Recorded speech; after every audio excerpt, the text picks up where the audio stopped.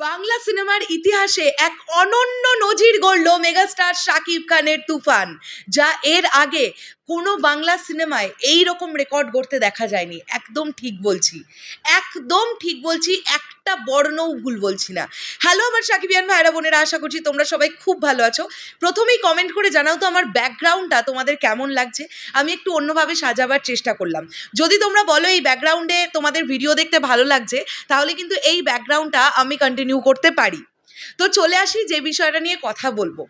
বন্ধুরা, বাংলা সিনেমার ইতিহাসে এই প্রথমবার হয়তো অ্যাডভান্স বুকিংয়ের দিক থেকে কোনো বাংলা সিনেমা এই পরিমাণ টিকিট বিক্রি করছে, যা এর আগে কোনোদিন কোনো বাংলা সিনেমার ক্ষেত্রে ঘটেনি।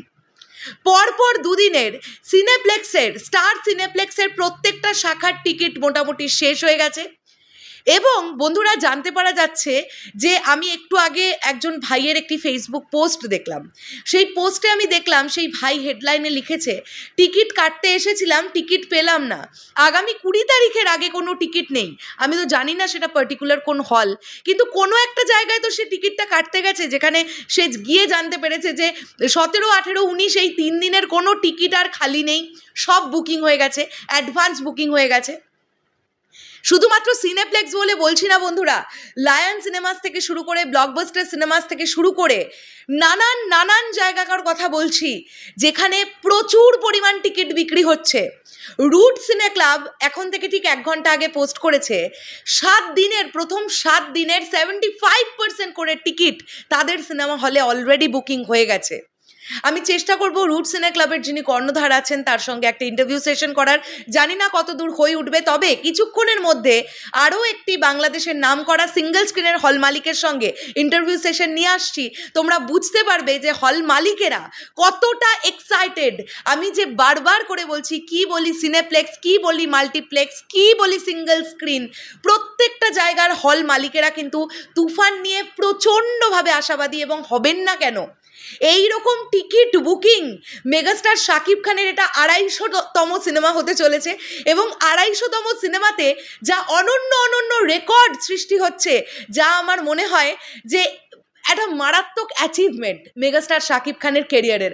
আরও একটা বড় সড়ো অ্যাচিভমেন্ট হতে চলেছে তুফানের, যা রেকর্ড আসছে।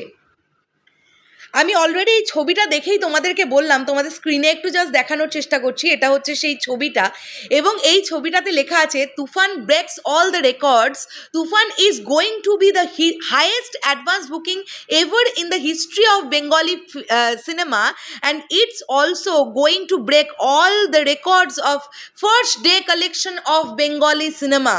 প্রথম দিনে যে কালেকশনটা করতে চলেছে তুফান সিনেমা, হতে পারে এখনো পর্যন্ত সমস্ত বাংলা সিনেমার রেকর্ডকে ভেঙে দেবে first day box office collection দিয়ে।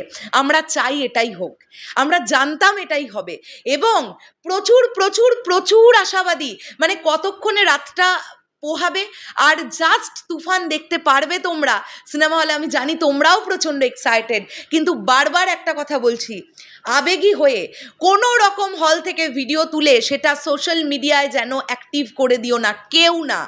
যদি চোখের সামনে দেখো যে কেউ ভিডিও করছে বা কেউ আপলোড করছে, তাকে বন্ধ করো গিয়ে।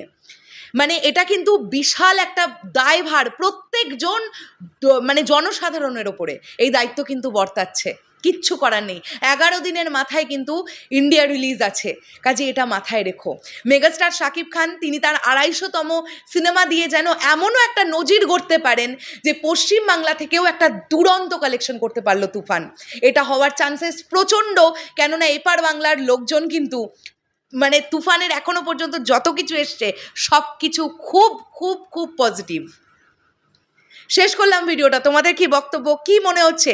তুফান কি হতে চলেছে এমন একটা সিনেমা যেটা বাংলা সিনেমার ইতিহাসে প্রথম দিনের বক্স অফিস রেকর্ডে সবচেয়ে সর্বোচ্চ বক্স অফিস কালেকশন করা সিনেমাটা হয়ে যেতে চলেছে? তুফান কি মনে হচ্ছে তোমাদের? কমেন্ট করে জানাও। দেখা হচ্ছে আবার খুব শীঘ্রই। তাহলে এখনের জন্যে টাটা।